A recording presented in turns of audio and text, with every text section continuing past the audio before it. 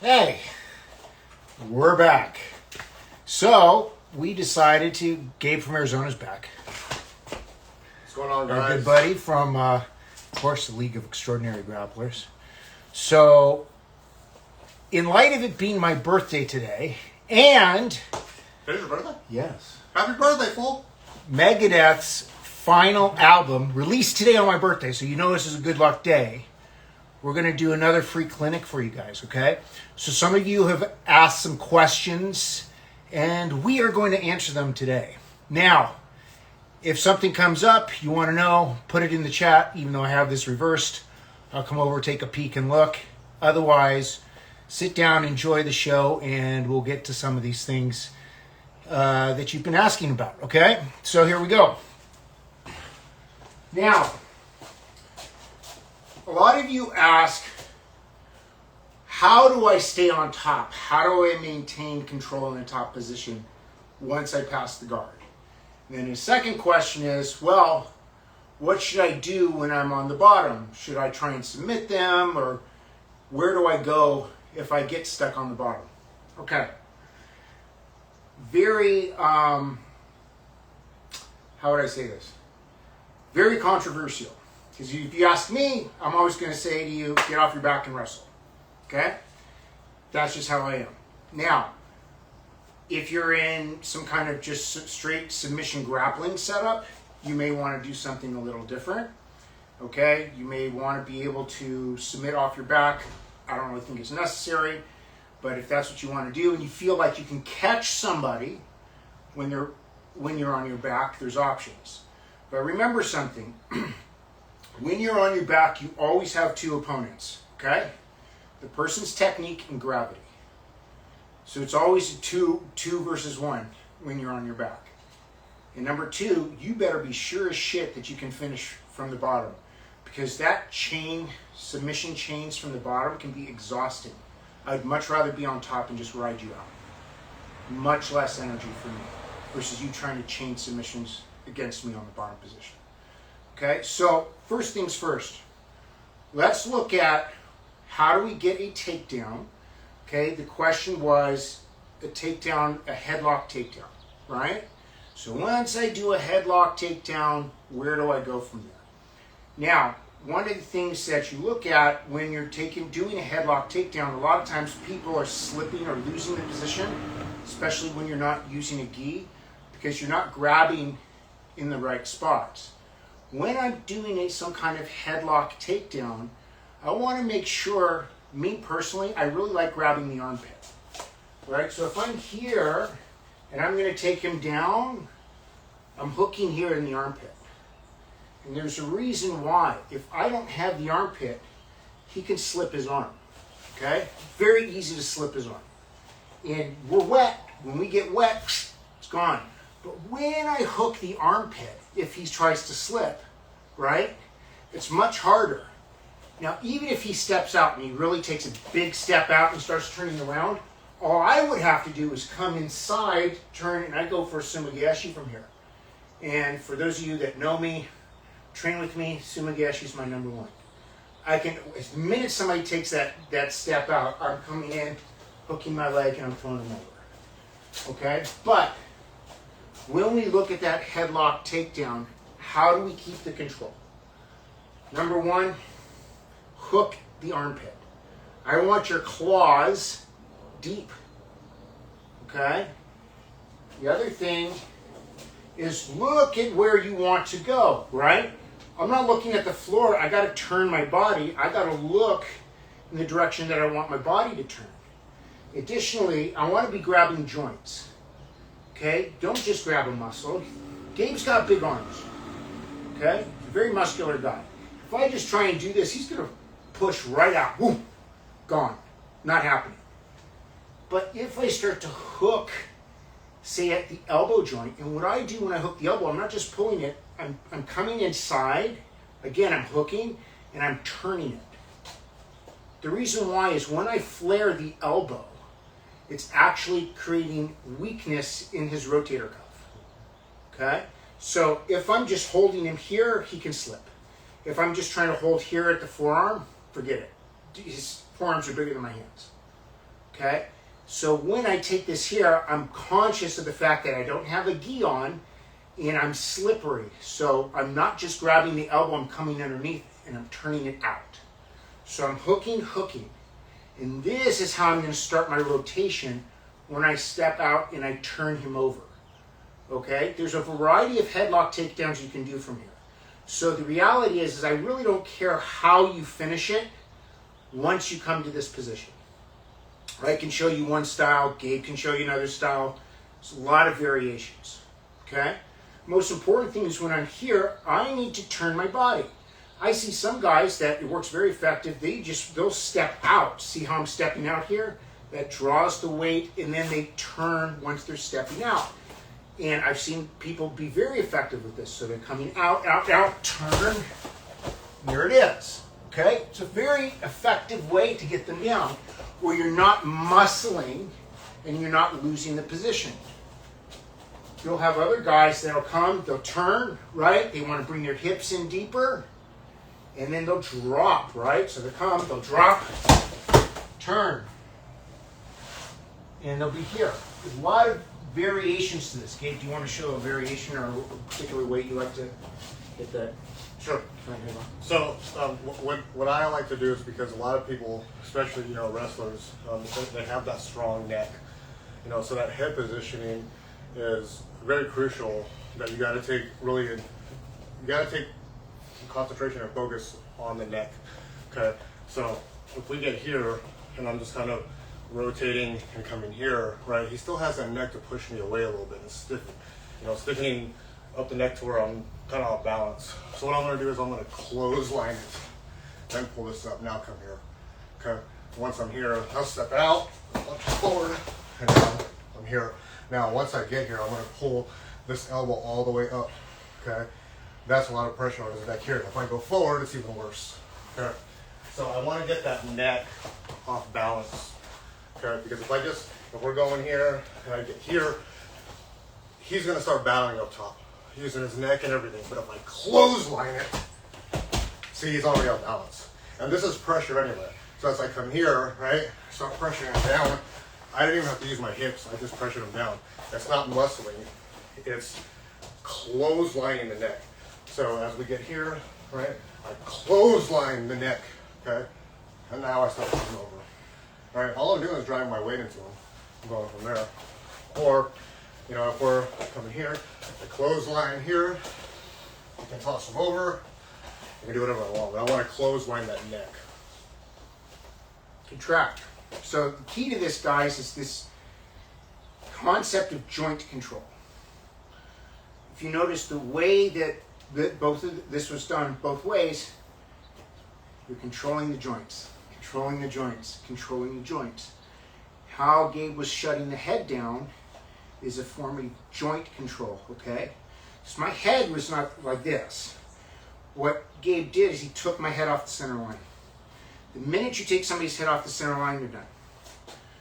Okay? So let's assume you used one of these variations to take them down. Like we were just talking, there's a lot of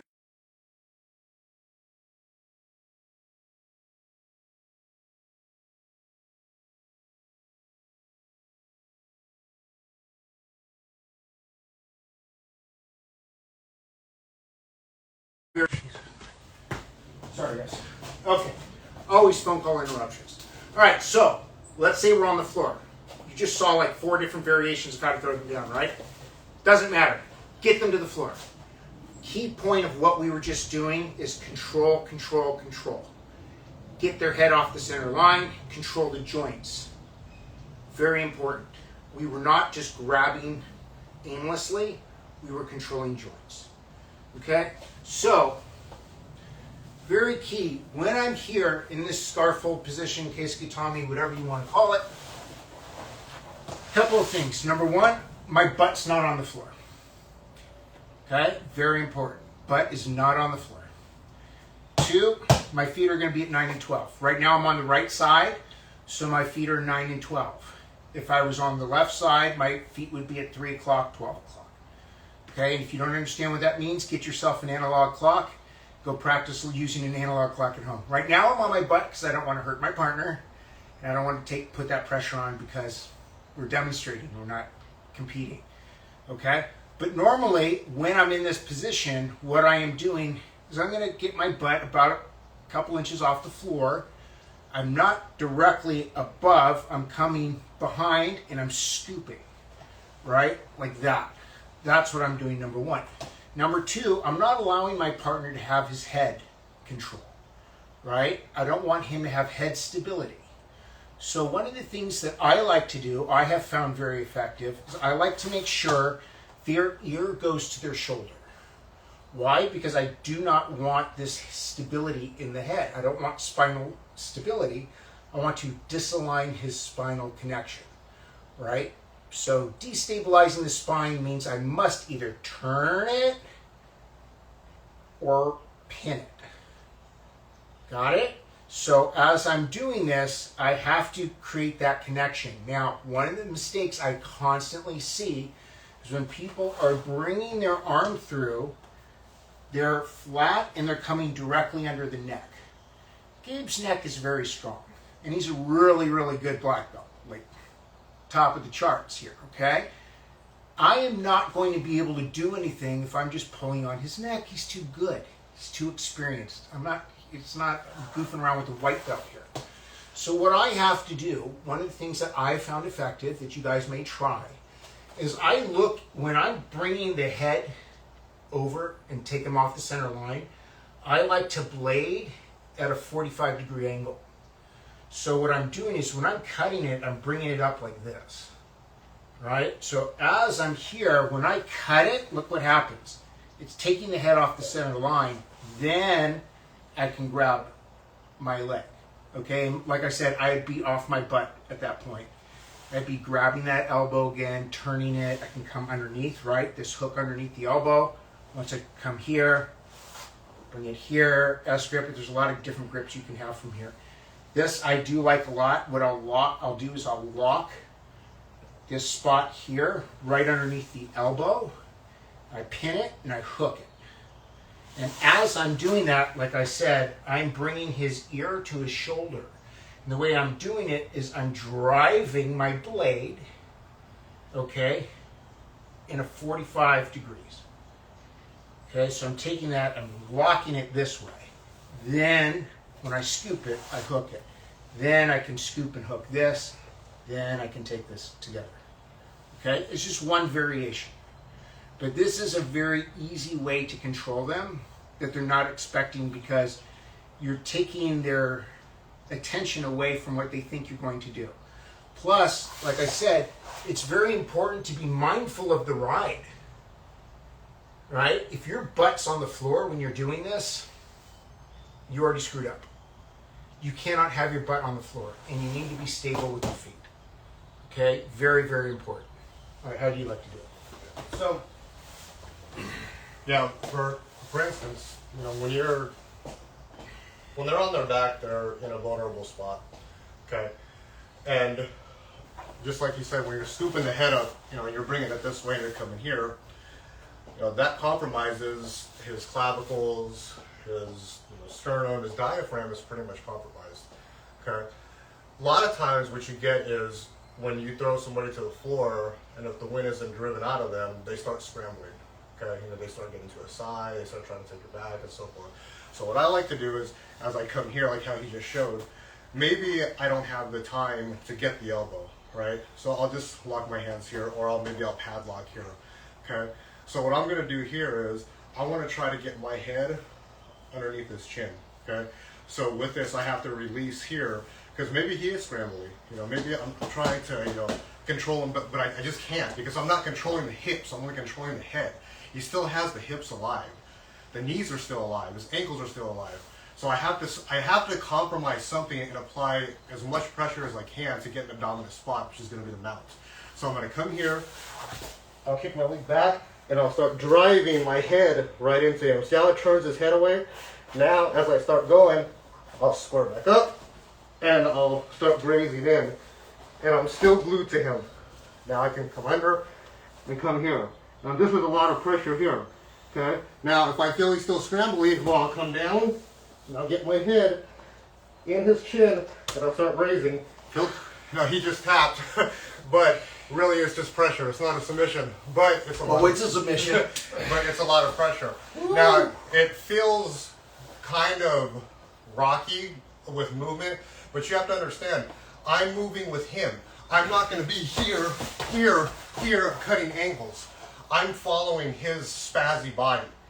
And I'm using my head and up top pressure to start compromising everything by rotating and pushing up, rotating, pushing up, rotating and pushing up. Okay? This here is what's going to annoy him. What's going to lead me into a more dominant position because he's going to be vulnerable and flat and pinned. The key to this, what Gabe was just saying, is you need to ride with confidence. I say this in class a lot, where I want you guys to start visualizing your top position as just reconfiguring your top rides. So instead of looking at it, it's like, oh, I'm going from side control, this crossbody ride, to mount, or this thing, or that thing, or whatever. Just look at everything as reconfiguring a top ride. If you are just reconfiguring your top ride, you will be able to have a smooth transition, as Gabe was referring to. So if somebody's real spazzy or they're trying to scramble, instead of trying to put them into a position or hold them into a position, you're riding them through their rotation. Okay? This is a very advanced concept. It's very much, I would tend to say and lean towards the opinion that it's very much a catch wrestling style vision of submission grappling in terms of how you're setting the ride, because you don't have to hold them, you can just move with them and keep riding. So visualizing your rides is incredibly important, and conceptualizing that it's all a top ride when you're on top, and just reconfiguring the top ride. I don't care. Gabe does not care if I turn left, right, center, diagonal, whatever. All he's going to do is he's going to find his control point and he's going to keep riding. And he's going to follow his ride based on my reaction. Very key. So follow the ride based on the reaction. Because every time I move, what you're going to notice is Gabe's just going to follow it. It doesn't matter. He doesn't have to use a lot of pressure.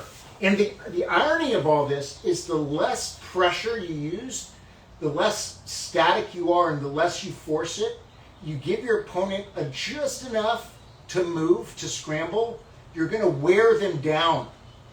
Okay? They're going to burn their energy out more, because every time I have to make a big explosion, he can reconfigure his top ride, and it makes it worse for me. Then I'm here. Then I have to go again. I have to figure out how to do it, right? I have to constantly figure out, where am I going? Okay? And every time I'm changing my direction, all Gabe has to do is reconfigure his top ride. That's all he has to do. Just reconfigure the top ride. So when you're considering what are your choke points when you're on top and you're saying, how do I stay on top? Change the configuration of your ride. It shouldn't matter, regardless of where they're at. Shouldn't matter. If I'm here, here I focus on something called caging, right? So I don't go real heavy. I don't do this head and arm thing at the top of the head. I'm much more focused on caging his hips and controlling the hips in this position. But regardless of where he's going and how he's turning or whatever, so as he starts to move, right, I'm constantly looking for a place to ride. Right? So I'm riding, I'm catching, I'm riding, even if he's turning again, right? He's doing whatever. I'm constantly looking for a way to ride it. So everything that I'm doing, these rides are important because I'm focusing on the joints. I'm not just throwing my body anywhere. When I'm following my ride and I'm riding his reactions, I'm always focusing on the joints. That was a key Billy Robinson concept back in the day.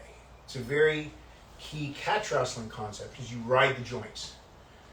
Okay? That's what I think a lot of times when people get into submission grappling or sport jiu-jitsu and they become offended by guys that actually know how to ride and wrestle, you know, in a catch wrestling style. That's one of the things you guys get offended about when you don't know how to ride joints and you feel your joints being ridden for the first time. You know, it's the same positions. It's just where's the attention under the ride, right? The attention isn't just smothering you for 2 points. I'm going to take your joints and I'm going to violate you, right? That's the idea. That's what we're focused on. That's what we're doing. Blocking transitions, transitions you have to block, because you have to understand that you're the one that's on top, so you have to stay on top. So every transition that they give you, you have to block that. And it always involves hips, blocking is with the hips, head and arm, blocking with the head and arm, to stabilize them so they can be more vulnerable on the ground, so that way when you're on top, they can just fall into a position you can attack from there. So, for example, if we're here, that way. So maybe he is good at using his hips. Okay. So I get here, he starts moving, whatever. Here, I just move. And here. Okay, so now I'm on mount, right? So now maybe I'll lay him back flat. Okay. So now I'm riding him. He gets to his side, pick a side. Still riding him. Okay. So he starts getting to his knees. I'm still riding him. You see? So key thing is you just block every transition. In a nutshell, he's kind of doing all the work. He's the one moving for you. He's putting you in these positions. He's putting me in these dominant positions. So anywhere he moves, I'm always on top. Always on top. Okay? So it's blocking every transition. I think, and to your point, Gabe, this is a very key concept, especially within catch wrestling. For me, it's irrelevant what position you want to go into. I'm still going to ride you. It's something that the way that we train it's clear as day. I'm just focusing on the ride. I could care less what position you want to be in. You pick your ride. I'm still riding you. Okay? Everything Gabe just said is very, very key. Okay? You have to figure out, you have to feel the transitions in order to block the transitions and to see it coming in and to get to the next stage of your ride. Okay? I want you guys to be keenly aware that your eyes will deceive you. And one good way to do drills and to practice with people when you're executing things is start working with your eyes closed. Okay? Feel them. Remember, when we're doing this submission wrestling, submission grappling, whatever you want to call it, whoever's the best liar is the one that's going to win. And what I mean by that is everything we're doing is deception. It's smoke and mirrors. So if I can get you to focus on what you think I'm doing, and that's typically a visual presentation, I'm going to catch you with something else. Right? It's not what you think it is. My goal is to trick you, to lie to you, and to just ride this shit out of you. So the more you guys can start to focus by feeling instead of looking, your eyes will lie to you. This is why all of you, when you get mounted, you go like this. Right? Everybody puts their hands up. Get off me, get off me. But that has nothing to do with what you should be focusing on. It's not this. Okay? And that's why you get armbarred. And that's why the next transition happens. Or you get arm triangle, or, all these different things that can happen. Because you're looking at a presentation, same thing with if you're in somebody's guard. Right? You're looking at a presentation and you think you're supposed to shut something down or you're supposed to react to something when that's not even what you're supposed to be focusing on. Okay? So, another question that came up was, if I get stuck and I get onto my back, what do I do? Well, you ask me, wrestle out, wrestle up. That's always your number one. Always get to neutral. What's neutral? Standing position. And wrestle them back down. Okay? I want to spend as little time on the ground as I can, especially if there's punches involved. Punches, kicks, weapons. I do not want to be on my back. Anybody that tells you otherwise, they're delusional and probably on drugs. There's not a single law enforcement professional in the world that wants to be on their back in an altercation when they are with somebody or trying to arrest somebody that's on drugs or some kind of an assailant. They want to be in the top position with them belly down as quickly as possible. Okay? So it's the same thing with MMA. Do you really want to be on your back when you have somebody of your skill level or possibly better raining down punches on you? Absolutely not. So your first order of business, if you get stuck on your back, wrestle out. So what I mean by wrestling out is disengage from whatever lock you have, right? And then wrestle to the top position. So a lot of times what happens, people get stuck and they're in the guard. They're like, oh no, what do I do? Right? I need to control his hands so I can get out. My first order of business, what I like to do, I like to just control the hands. And I like to move my feet, and I like to get up. So I don't just do this haphazardly. I don't put my feet on the floor, or I'm not doing all this crazy stuff. Number one, when I'm taking a body scissor style position, my knees are grinding into the ribs. And I want to have one shoulder up, one shoulder down. I want to be at an angle. Ideally, if I can get one arm, one hand across, this is what's going to enable me to get up relatively easily. So I'm here, and I don't want to be directly in front, because look how easy it is for him to punch me, right? And all kinds of nonsense, horrible. So if there's a way for me to get his arm across, even better. Now, it doesn't always work where you're just pulling, they're going to pull back, right? You pull, they pull back. So one of the techniques I like to use in order to get the arm across or to transition myself to where I'm on an angle is a push-pull technique. So what I'm doing is I'm going to take my hands like this. So the elbow, I'm cupping on the inside, and I'm grabbing the hands on the outside, like so. So I'm almost taking like a wrist lock. And I'm not wrist locking him, but I'm pushing that in, and I'm pulling the elbow out. So as I'm doing that, I can bring him in and bring him to the side. You see that? How I'm completely on the side? Now, there's a couple things I can do. Either I can put my feet on his hips and stand up. If he's tight like he is here, I don't have a lot of space, there's a couple of options that I have. Number one, I grab the wrist, I sit up, take the wrist back, right? I'm going to open my leg, sweep him over the top.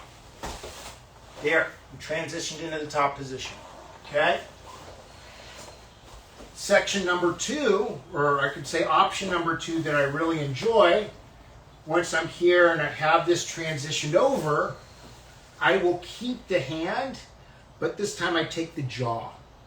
And this you'll find to be the most effective way to get somebody open over. I take this chin strap, I am bringing the jaw to the sky. Now, I'm not going to rip my training partner here because I like when he comes over to hang out with me. So all I'm going to do is when I hold this, right, I'm opening my leg again, like that type of pendulum sweep, and I'm pulling with my lat muscle. So I'm pulling with my back muscle. I'm not just yanking my hand up in the air. That's not what I'm doing. I'm not yanking the hand up. I'm using like a lat pull where as I pull this, I open the leg, up and over, here they go. Okay? So when that happens, that's what enables me to start my submissions sequence from the top position. Right? So I personally do not gravitate towards just attacking submissions from the bottom because for the most part I find them to be very low percentage, and I always have a fight mindset where I want to get up as quickly as possible. So that's how I was trained. That's what I believe. Doesn't mean that it's right. Doesn't mean that it's wrong. And that is not the only opinion, because like assholes, everyone has one. All right? It's just how I was training. That's the methodology that I follow. So I'll let Gabe go from here and pick up from that. So what he likes to do in terms of either transitions or submissions from the bottom, if you're stuck, if you lost your top position. But to me, the priority is if you lost your top position, get the hell up as efficiently and quickly as possible, confidently, okay, get on top. You need to reestablish your top position. I believe that every second wasted on the bottom, you're just draining your own energy, and it's just, you're ripe for destruction. Okay? Gabe, take it away. So, now initially, you don't want to be on your back, with the body scissor or the guard, do jiu-jitsu or whatever. You don't want to be in this position here. I mean, because in a way, he still has control. Even though that you have your legs wrapped around him, he's still controlling you. Because whatever angle he chooses, your legs are going to break apart. And then now you got to fight from the bottom, right? So, what I have liked to do quite a bit is the hand to lat, hand to mat. It's not really wrestling up, but you are getting up into a position to where you can start wrestling, or you can go into a submission and attack from there, or just establishing position. So, if we get here and, we're going, and I arm drag him all the way through, I make sure that I arm drag him all the way through. And I'm cupping behind that shoulder, so the rear delt here. I'm doing this here, okay? So yeah, I do like the chin strap where I start bringing the neck here, right? Now, he may not want to, submit from here or whatever, but if I keep rotating here, it's gonna force him to give me the back, okay? So now, I just turn him right into me. And of course, I can go into my body triangle, I can do whatever I want. But now, I can start doing what I'm gonna do from here, okay? Or, if I'm here, I can start cross-facing, bear hugging, do whatever I want. So, I forced him to go into a back-taking position by just cupping the chin, okay? Is it gonna be that easy? No. I mean, with a resistant opponent, he's going to try to fight, but that's when I start trying to force it more and more and more and more. But if that doesn't work, like I was saying before, if I get here, I come here, get that lat, okay? So I get that lat, it's a mat, okay? Now what I'm going to do is I'm going to pull this leg out, and I transition right in, go for my power half, and do whatever I want to do from here. Or maybe just spin around, get my hooks in, do whatever I want. Okay. But I'm getting off my back. Right? Now there's times where you can't get off your back. It depends on who you're dealing with. It could be a high level, as far as rank, it could be someone just full of piss and vinegar, whatever the case may be, you can't get off your back. So you have to work with submissions. So there's quite a few submissions that you can get from there. Now there's, of course, your MMA arm bar, like I'm here, start taking them over at an angle, okay? I don't take them over flat, I take them over at an angle. So as I'm here, look at the arm. If you can see, look at the arm, okay? I'm not flat on my back, I'm on my shoulder, because now I create the fulcrum on going this way by bringing this here, okay? Not bringing it here. Here, he's gonna escape, but if I'm at an angle, he can try to pull it out. You can't. And I keep my elbow up, because I don't bring it down, I keep it up to start rotating it this way. Okay? So there's one.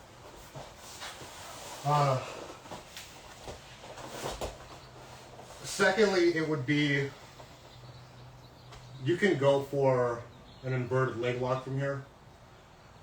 I've done it within my journey quite a few times, but I have to get them to open up.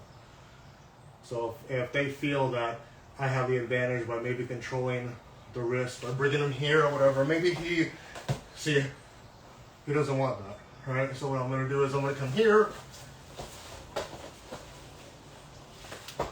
Now, as I'm here, throw this over and keep my feet here, right? Or I can bring it here, okay? I can extend my leg out just in case he tries to come back around, or whichever. Then I go for my heel hook, go from there, or go for my toe hold, go from here, right? If you want to talk catch wrestling terms, push this forward.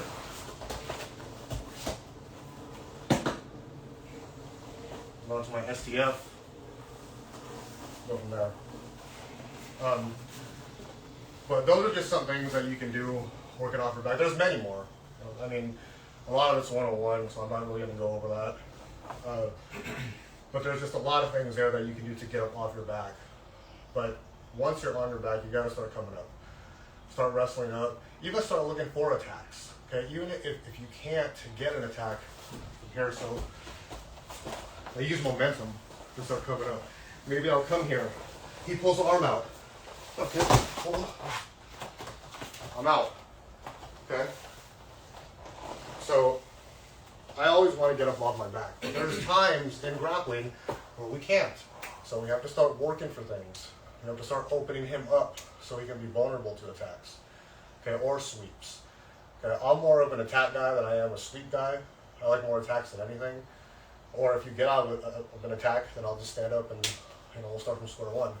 But get up off your back, because that's when you're vulnerable. Especially if he's pinning me down. So if we're here, and he's got real heavy hips, and he starts cross-facing me. Okay, see, like, look at this here. Yeah, I have my hips to push him away, but now I have to work to start coming into here, and I have to start trying to, start shucking the arm to get back here. And by that time, I'm probably already tired. And he's full of piss and vinegar, so he's still going. You see what I mean? We all get in that position at times, right? But it's our responsibility for the ones that are on the bottom to open him up, to find a spot to where we can get to an attack, or to open him up to lead into something else, whether it's a sweep or a reversal of any kind. Anything to where I can get up off my back.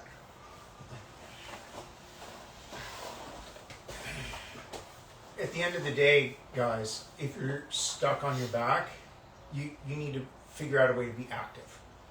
Okay? But consciously active, even if you're attacking.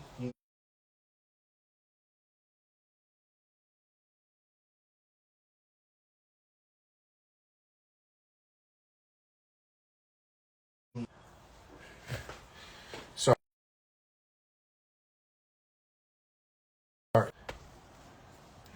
Okay. Anyways, another question that had come up. You're probably not going to like the answer, but sorry, it is what it is. People have asked, how do I get out of a cradle? If it's a good cradle, you're not. Sorry. Hickson didn't get out of Mark Schultz's cradle. And I've talked to Mark Schultz multiple times about this. That was a 30-minute cradle. He let go after 30 minutes. So if it's a good cradle, you're not getting out. Now, that being said, if it's a subpar cradle, or somebody that's just experimenting with cradles, there are ways to reduce the pressure in the cradle in the transition. One of the things I like to do is I typically will try to work my way underneath. Right? I want to relieve the pressure on my head. I see a lot of people, they always try and kick their legs. Well, here's the problem. When you kick your leg, a lot of times what you don't realize is I want you to kick your leg so I can just go and mount you. Or you're flattening yourself out and then I'm going straight for a north-south choke. Okay? So, be conscious of how somebody is cradling you. Let's say I have a cradle like this. Okay? Now, a lot of people think that just kicking your leg is going to be the answer. But it's really not the answer, because you can play that game all you want, but you're giving me an opportunity to regrip you and do other things. One thing that Gabe can be doing here to get out is he can start rotating his head into me, going flat onto his back, rotate his head in, bring his hand inside, and turn. Then he's out, and then he can start turning in, coming up, right? So there's a variety of transitions he can do. But like I said, you're not getting that on somebody that's good at cradle. I hate to break the news to you. If it's a good cradler, you're fucked. Sorry. Work on not getting cradled, right? A lot of that has to do with work on not putting yourself in these awkward positions. So here's a little cheat code for you guys. What jiu-jitsu guys find as their safety mechanism, recovering the guard, those of us that wrestle and focus on, a really aggressive top position rides, you're giving us a cradle every single time. I don't care what belt level you are. I can cradle anybody I want to, whenever I want to. Especially if it's a jiu-jitsu person, because why? They're programmed to do what? Recover guard, recover guard, recover guard. Well, every time you recover guard, what happens? Oh, thanks. Christmas came early, right? Here's another cradle, right? Then he's got to try and peel the hands. That's what you got to do, right? So one way to work out a cradle, start peeling the hands. When you peel the hands, don't be grabbing the wrist. You have to start working at the fingers. So depending on what type of grip they have on the cradle, typically, people are going to have like an S grip in the cradle. Work on peeling the fingers. Work out of that neutral position. Change the direction of the hand just enough to where you can get out. Doesn't mean you're going to be in a better position. Okay? Doesn't mean you're not going to get finished, you're not going to get pinned, you're not going to get submitted. It's just going to put you out of the cradle. And yes, you can submit people from a cradle. I do it all the time. So I don't want to hear, well, there are cradles. I don't care if somebody cradles me. You can't do anything with a cradle. Like how you can't. It's very easy to finish people in a cradle. Okay? Do you want to add anything to that regarding escaping cradles? Well, let's be honest. Everything is escapable. It's just you have to work at it. There's a lot of compromising positions where you have to actually kind of hurt yourself to get out of things because it's an escape. You're escaping something, so you have to kind of sacrifice yourself in a way to get out of things. Okay, cradle is very difficult to escape. I've escaped a few within my journey, and it wasn't easy. I actually was kind of drained after escaping cradles because it's work. You're fully compromised. Your knees are compromised. Your hips are compromised. Your neck is compromised. You're crunched, especially if you get somebody who's really heavy on you. So there are ways to escape. If I can remember one way, it wasn't the most neatest way to escape. It wasn't the most perfect way. But what escape is perfect, and what escape isn't choppy. When you're escaping, there's no perfect way unless we're showing it demonstration-wise, right? And the problem is with the cradle is he has me in the cradle here. If we're flat here, wrestling, we're pretty much done. This is a pin here. You can try to kick all you want. You can try to do whatever you want. It's just not going to work. Okay. The problem is this hand. This arm here is the problem. Okay. This is already compromised, but this is the problem. Okay. So what I have to do is I have to get this in the inside here, and I have to punch this through. This is how I escaped years ago against an ASU wrestler who came in at one of the gyms I trained at a long time ago, an open mat. And kudos to him because he was a really good wrestler, and go figure, ASU wrestler. But I escaped it this way because I timed it, and plus I was only 145 pounds, so I got out easily. But before he can set his hip in and really try to crunch me up, I got this arm free and I shot this through, and I came out here. Now, did it lead into him kind of waist riding me? Yeah, of course, but I got out of the cradle. Okay, wasn't easy, but I got out of it. Right. The one on the inside, as we're here. Okay. Now, this here is even more detrimental because all he has to do is roll me on my back. And now I can't really go anywhere. Right? So what I have to do in this position here is I have to use my hips. Okay? Now, let's put it this way. Now, the more he drives forward, the more this leg starts coming forward too. Okay? So what I'm going to do is I'm going to use this, okay, to grab onto. It's not going to be much, but it's going to be enough to get my hips to the mat. So I grab here, and I start coming through. Okay? Is it going to be easy? It is not. It's going to be very difficult. Because it's one of those things where every escape, it's rapid and it's quick. I can't let him sit. So if we're going bam, bam, bam, and he got me in the cradle, right? I can't be like, oh, what am I going to do now? What am I going to do now? well, I'm going to go for here. So, well, by that time, he's already driving me back down. The minute we hit, I should already be going. The minute we hit, I should already be going, especially during a cradle. Okay?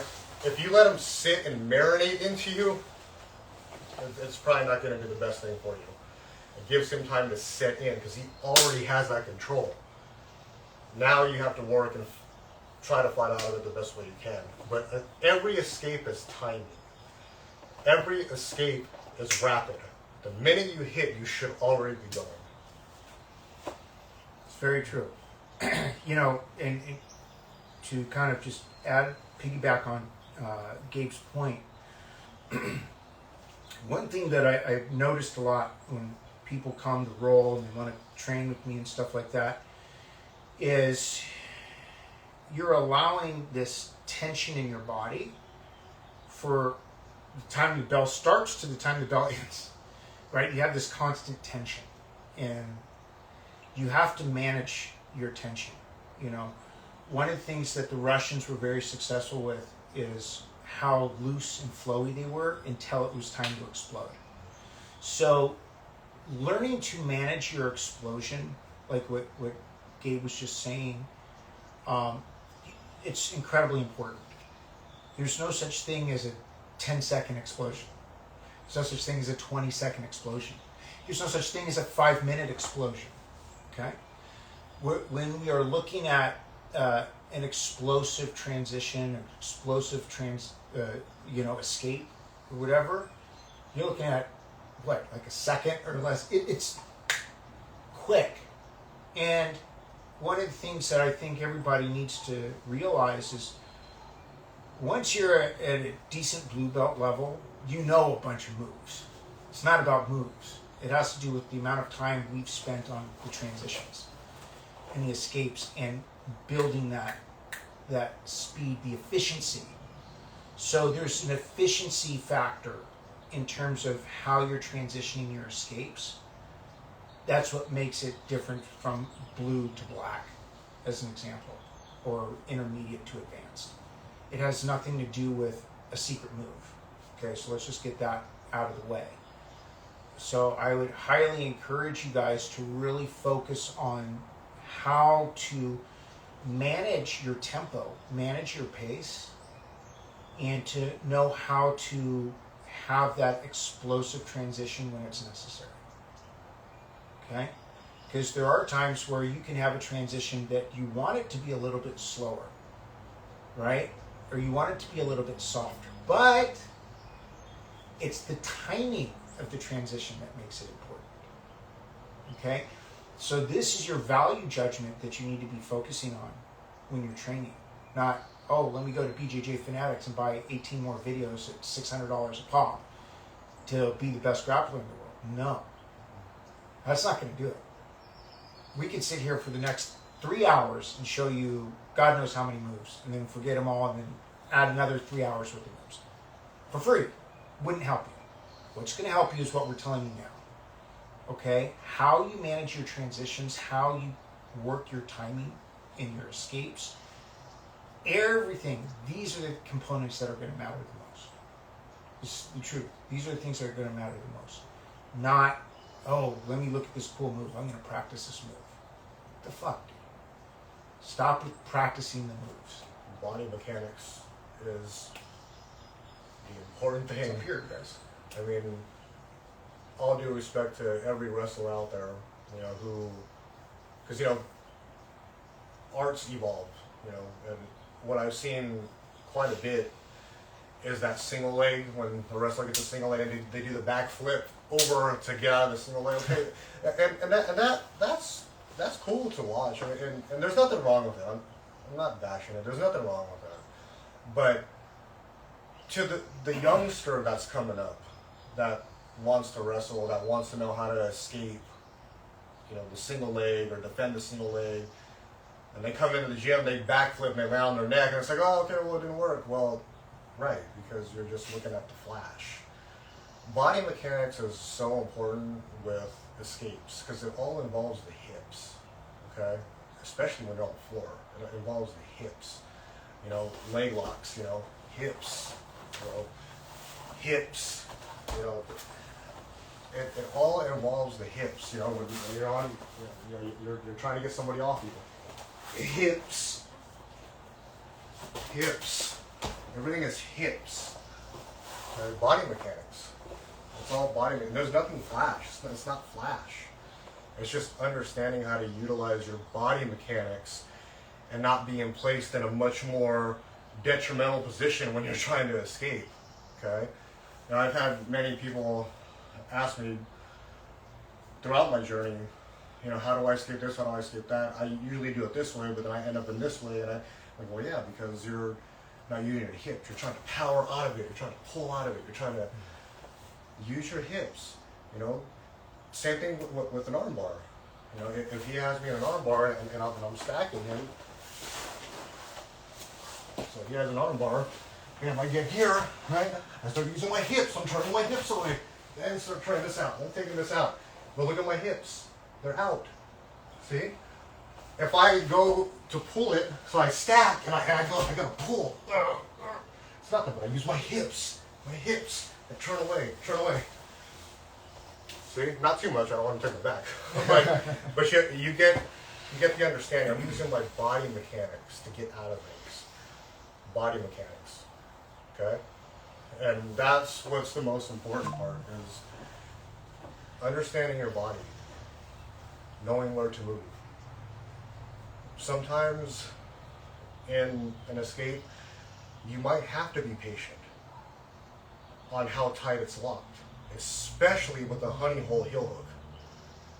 If you get a guy who comes in and you know he's right here and you're here, okay, maybe I have to slip just a bit and I gotta be patient just enough. But the minute he makes that move is when he creates that space for me to get out. Not gonna be easy. But that's one of those things when things are set in and you have to be patient enough to explode out. Don't explode right away. Now, if it's, of course, not in, then yeah, you know, reaction time, like we just talked about, use my hips and move out. But if you notice, I use my hips. I'm using my hips. Everything is my hips. Okay? That's the most important thing is body mechanics. Know where you're going. Know your positioning. Use your hips. You should be successful from there. Keep playing around with it. Go into the gym with a mindset of, you know what, today I'm going to just escape everything today. I'm going to let them ride me and I'm going to escape everything today. I'm going to defend everything today. I'm going to counter everything today. And that's how you get more involved with knowing how to use your hips and body mechanics. That's how you have to get better. I mean, you have to focus on what matters. Okay? These fundamentals matter. A fancy move doesn't matter. Mechanics. You know, how to use your head, how to use your hand, how to use your hips, how to use your feet. Right? These are things that you cannot go without. So if you notice, like all this stuff like we were doing today, yes, we're showing you the technique, but if you notice, it's very open-ended. Where we're basically explaining to you a concept of how you can visualize the variations. And that's really the key thing here, right? We can look at the exact same position and Gabe and I can show you multiple ways to do it. And instead of looking at it as multiple moves, look at it as the concept of what you need to do. Right? Look at the concept and look at when you understand philosophically the conceptual nature of your positions, of your writing, of your goals, you'll see how many options you have. And your options are ultimately become limited to your imagination once you understand what? Mechanics. If you understand the mechanics, it's like kind of unlimited. It really doesn't matter. You just start creating variations based on your control points from what? Your writing and how you organize them mechanically, your control. So really take this away, you know, this particular session here today, guys. Focus on these things. really incredibly important. And here's another thing, just when we're thinking about these concepts of mechanics.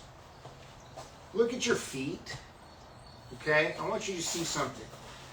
I don't want you standing square, I don't want you flat-footed, and I don't want you on your heels. And I have people all the time, they send me videos and all kinds of stuff. Hey, what'd you think about this? What'd you think about this? And they're doing all this goofy shit. I'm not coming in like this. When I'm ready to go, I'm in like this. I'm on my toes. So when my partner is coming up, and if we're gonna lock up or whatever, I'm not locking up on my heels, and I'm not locking up square. The minute I lock up square, he hits a collar tie.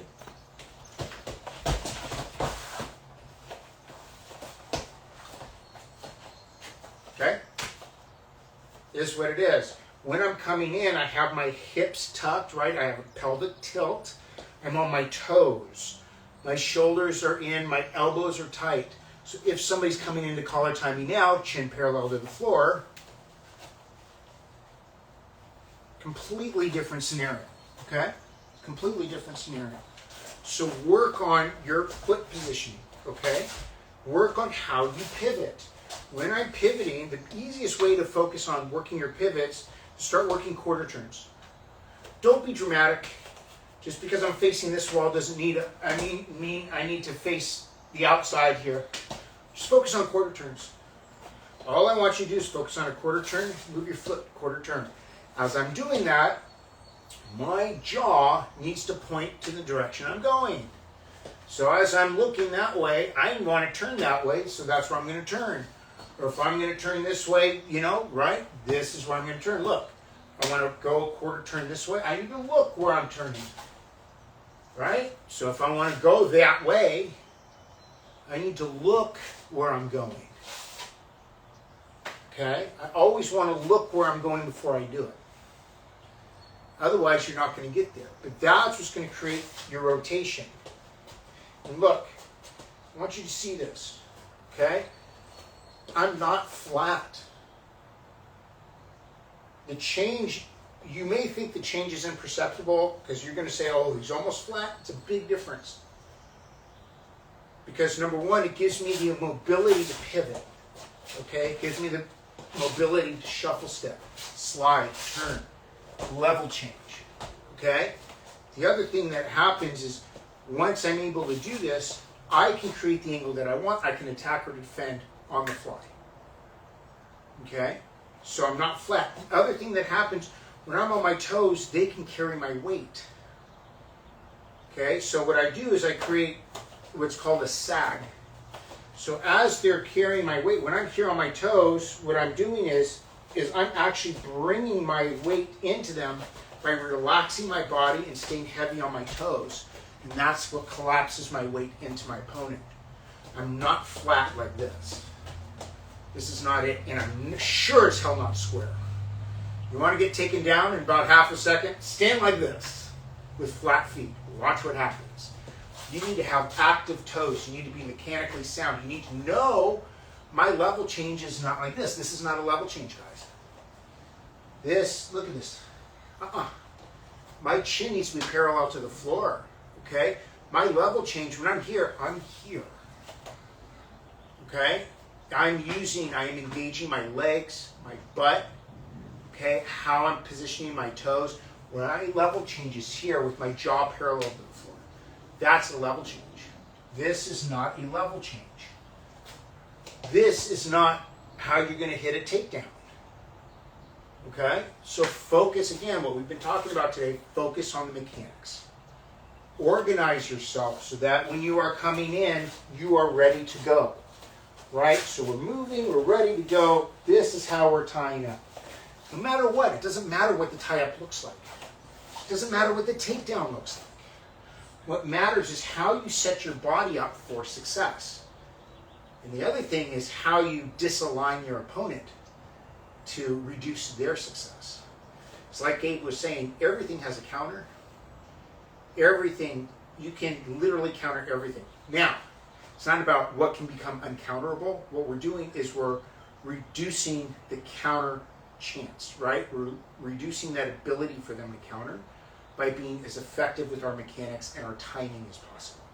Doesn't mean it can't be countered. There's no such thing. But we want to reduce their ability by being proficient in our mechanics, in our timing. Anything else? Should do it. But that's mechanics as well. You know, I mean, driving the weight in, using the hip, using the lead leg. It's all mechanics. All mechanics, guys. So focus on that, and we will see you next time.